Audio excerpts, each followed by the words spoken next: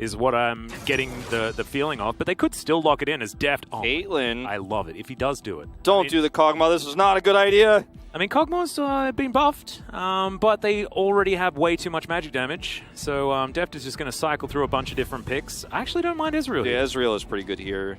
And you can just pick Rel with it, too. Oh, Senna is also available. All right. Senna Kench back at it again.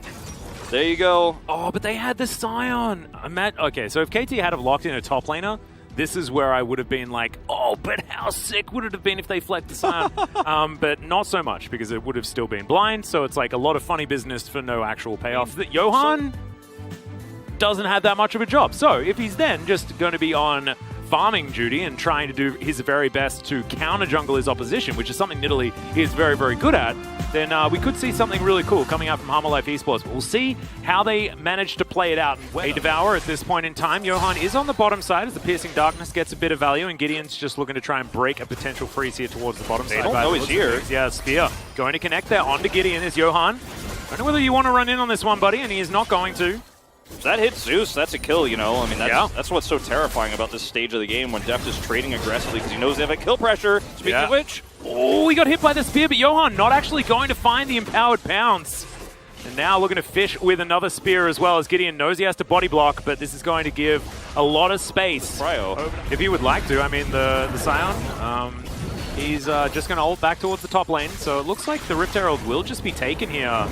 As the Abyssal Voyage, a little bit too late, unfortunately, and Hammerlife. Hammerlife are actually going to finally put the... Yeah, now it's KT's turn to be a little bit late to the party as well, as you can see. Well, that goes through pretty quickly, but Johan knows this is warded. I mean, he did it himself, so... Body Slam comes on through as there's the cast to say goodbye to the kitty cat, but Vision's still there. If this spear lands, that is a dead Doran, but it's not going to. And the Body Slam over the wall versus the Oktoberfest boy up here on the top side of the map is quite amusing. There's nothing really much coming from it, as there's the grand entrance.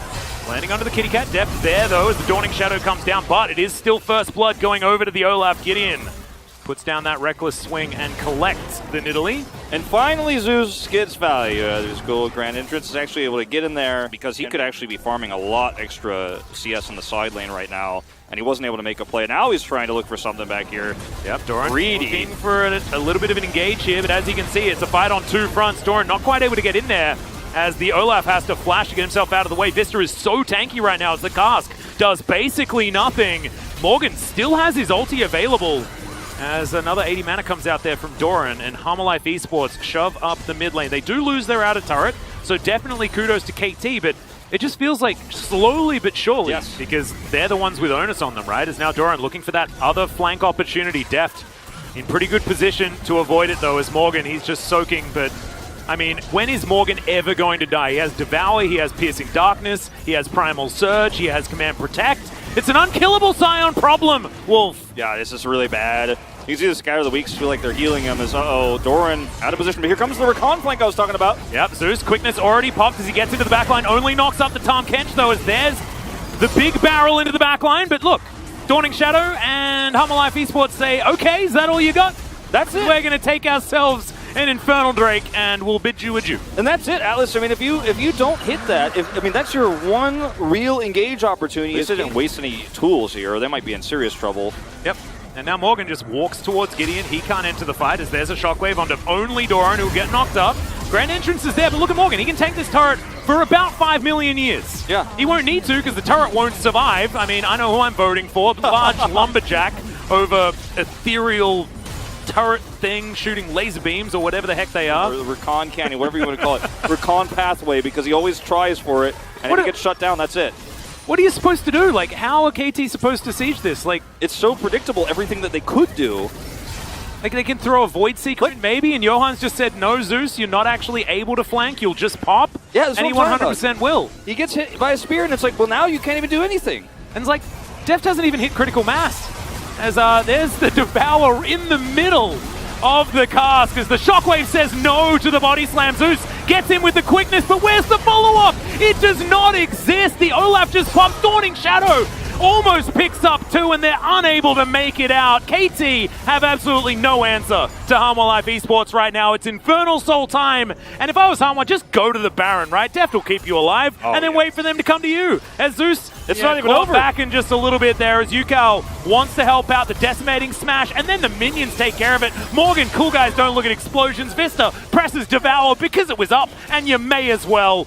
Sometimes you want to eat a bit of Scion, as this is just so easy for Harmon Life Esports. These are the first kills of the game, really. I mean, KT had that first kill, but these are the first real team fight front to back, because it makes it a lot more difficult to hit spears here. Once Nilly does rejoin. Oh, getting spread thin. Yeah, in goes the train. There's the shockwave combo. Immediately the Rakan just explodes. As you can see, Morgan.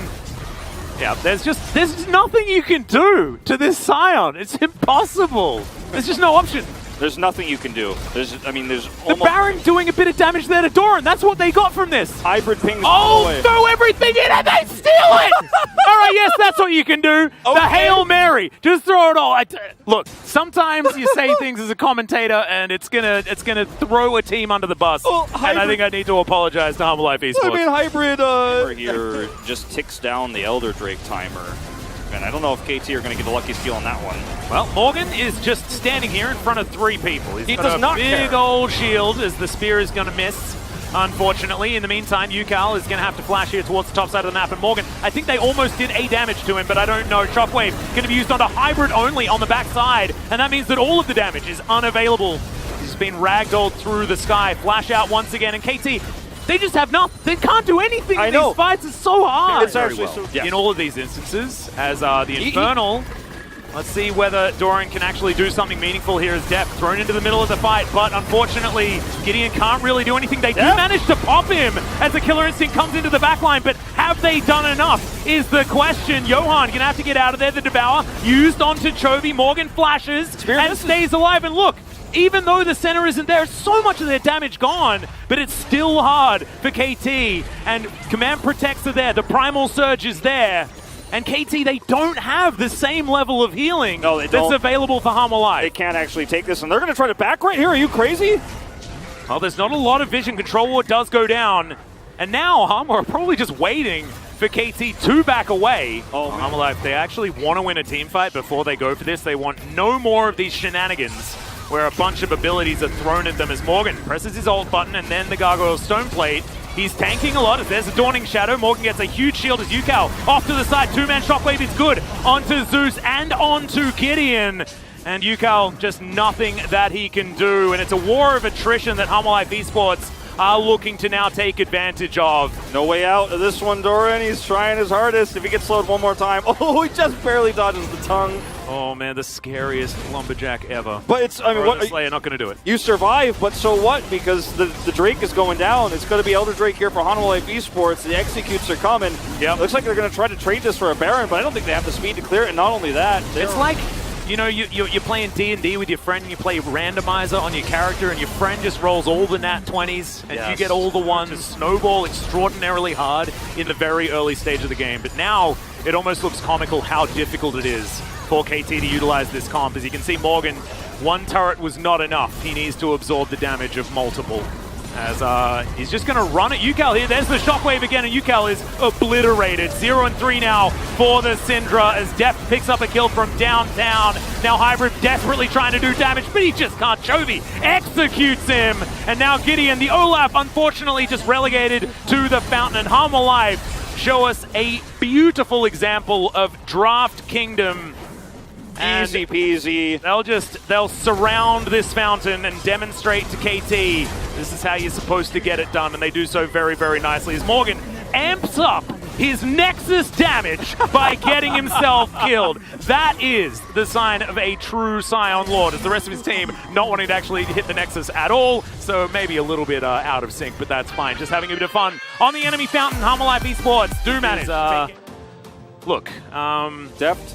Yeah, Deft, of course, that's almost 40k damage. Yeah. Think about the fact that he's also healing his team and shielding his team while he's doing that damage.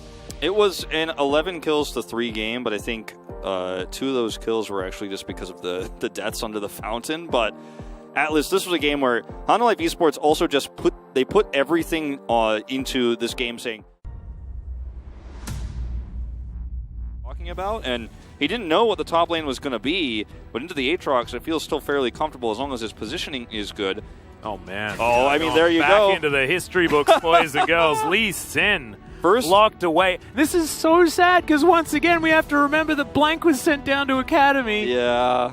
And Blank's Lee Sin is so good. Oh man, that's it's sad. Let's see whether Gideon is going to be able to live up to that though, because of course this is the first time we've seen it on it so far in the LCK, and maybe he's just a pocket Lee Sin god.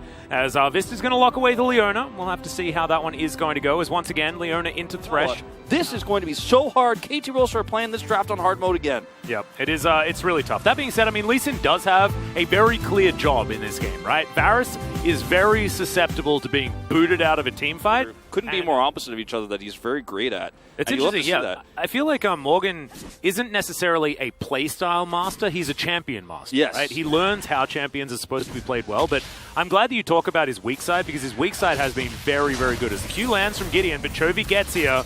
The pounce out from Johan has to flash to break the chains. As Yukal trying to get on over here, Dissonance, just to try and bully Chovy away. So Gideon will be able to pick up this Rift Scuttler. As now Chovy, without a lot of mana left available, Primal Surge will get his health bar back up as Q is going to connect. In goes Gideon, but out he goes again. Briar's Bloom confirms that she's there. They had every single angle covered, and now he's going to look to force a flash out of Chovy. Yeah, he is going to be able to dash away. Gets underneath the turret. Oh no! Just barely unable to grab that kill after the flash. Still successful, I guess. Even though their draft did make it narrow, they're playing it so nicely. We're going to have a look at this one yet again. Yeah, Gideon he predicts the dash. Yeah, predicts it beautifully. He predicts the dash and unfortunately misses the last auto, which means that he doesn't die. So again, no, I actually really like it as Vista. He's going to get that Shield of Daybreak onto Noah. That's exactly who he wants to hit. But now he's going to have to rely on the Eclipse to keep him alive. Chakram's doing a fair bit of work here as KT taking some control on the bottom side. Decent piercing arrow there from Deft, but you're not really going to wrestle back control by taking that action, especially when there's no mana. Now Gideon's lying in wait. No kick available, but there is still so much damage potential as Deft.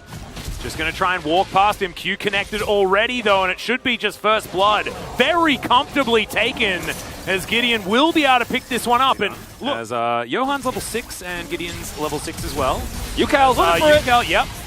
So predictable. It's going to be so easy, man. I don't know. Like, how do you not see set up this lane so beautifully? He saw him on the Raptors. They knew he was there. You can't walk forward like that. This is just an uncharacteristic mistake from Chovy. Like, if I could see that play coming really fast, you're just going to win by default. But that is not Harm Alive, as now we're going for a 2v2 kill on the bottom side, and so easily Harm Alive do manage to take that one down. This is the level 6 power spike, right? One of the reasons why Harm Alive Esports can breathe a little easier is there's a flash forward. Zenith played first. You love to see it as Chovy grabs himself the kill, and that one was personal. That was so well handled by Honda Life Esports. Just see blood in the water, you commit.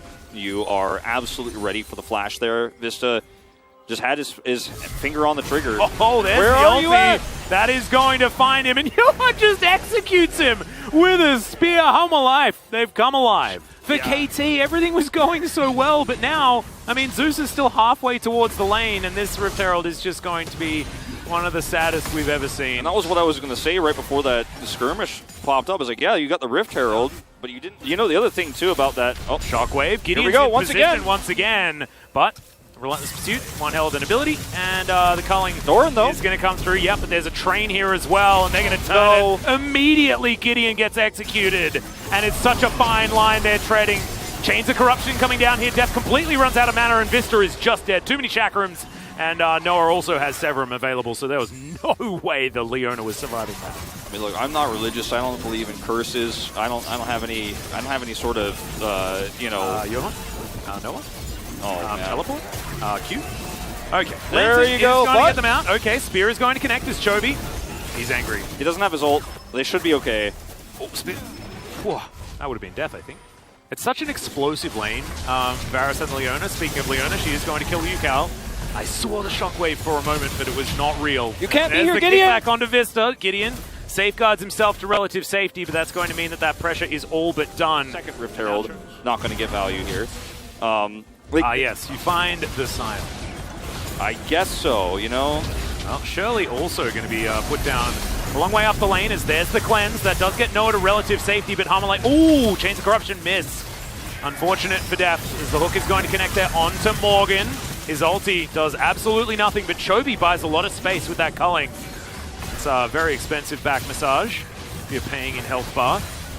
Harmalife will now just continue putting that pressure on as Chovy dashes forward. Zeus just gets popped. That's the power of the Gale Force. It's a fadeaway shockwave. Does absolutely nothing relevant. And KT, I think, will just have to give up the soul point here as Johan will just pounce over this wall. And Vista is looking for Doran on the potential flank. But yeah, it just feels like the use by date is a little bit up here for KT. And we do have to praise them for how they played out the early game, but unfortunately, it just was too little. There's a point where if Johan was at 2/3 health or less, like you could make a play, but now he's down so significantly in this game that he just can't kill anybody by himself, and he can't team fight. Looking for a kick. Yep, Morgan is going to get kicked back. He's down to 50% health. Moonlight Vigil does come out as Gideon almost gets murdered by his Scion, but thankfully, the rest of his team is there, and Aphelios is going to be able to pick up that kill. Morgan tidies up these minions. Chovy should be able to just grab this. Solar Flare gets himself the slow, and then the Zenith Blade is so easy. Yukal having an unfortunate series thus far, unfortunately. Of course, I just triggered myself as thankfully a team fight did break off after that. My brain may have just melted for Yukal. A lot of resources used here for Harmalife. This is the poke that we're talking about, is Chovy just dashing in and around everything.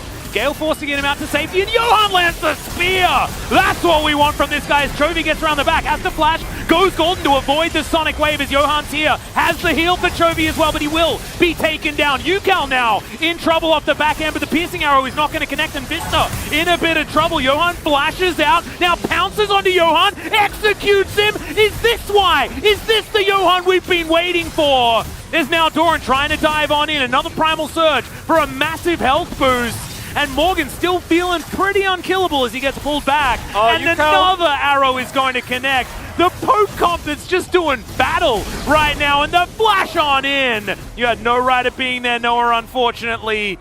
The Arc has left, and Harmalife Esports are just looking for Doran. They really overstayed their welcome here. But with this composition, I mean, there's a... Oh, no, he read him like a book. Easy peasy. By Deft as well. Noah wanting to be the hyper carry that we know the Aphelios can be, is yes, takes the land at the right time. Morgan, though, he just looks unkillable. Zeus in trouble. There's Deft once again charging up the piercing arrow. How much work's it going to do with Noah? Down to about half. Morgan somehow surviving. Even the chakrams just bounce off that metal body of this Scion. That was insane. He tanked so much damage. It was absolutely absurd by a solar flare from Vista. And so there's actually a lot of heal for Morgan. So even though they almost kill him, like there's no way to turn. Chains of Corruption. And Noah, he's getting targeted here by Deft. He just wants to get him out of here as the Baron. It was a bit of an afterthought there, as you can see, as Doran looking for a bit more of a fight, but Zeus, he ain't going to be participating in this one. The rest of the team do find Doran, who's just trying to be a hero. There's not really too much of an option as Morgan gets kicked back. That's a lot of damage. He's got a big old health bar as Solar Flare collects 2 from Vista. Gideon desperately wants the lantern, but Zeus unfortunately actually breaks it. Yeah, yourself with no one else there, and your health goes down to 20% instantly. You've got a lot of healing, but you need to have follow-up. This game is over. Yeah, it certainly is. The pick, the poke, it's just too much of a problem here as somehow Yukal mid-flash gets executed by Chovy, who's very upset with how the early game went and made sure that he got some revenge. But I just can't stop thinking about how good Johan has been throughout this whole game, throughout the series, to be perfectly honest. We're getting a real idea as to why he was subbed in over Arthur, and I'm really glad that we finally have. I feel like I had a lot of criticism for this guy, but damn, now we know. And Harmalife Esports looking good as they march towards the playoffs. Massively favored in it. However, they played it as if it was like the finals. Like they played so safely in general, especially in game 1, where they could have actually pushed the issue, I think, a little bit earlier and actually tried to push their advantage, but they just were not willing to take any risks whatsoever. And here are post-game stats, Atlas. I mean, Harmalife Esports ran away with the game. Once we hit that 13-minute mark, that is when things really started to blow up.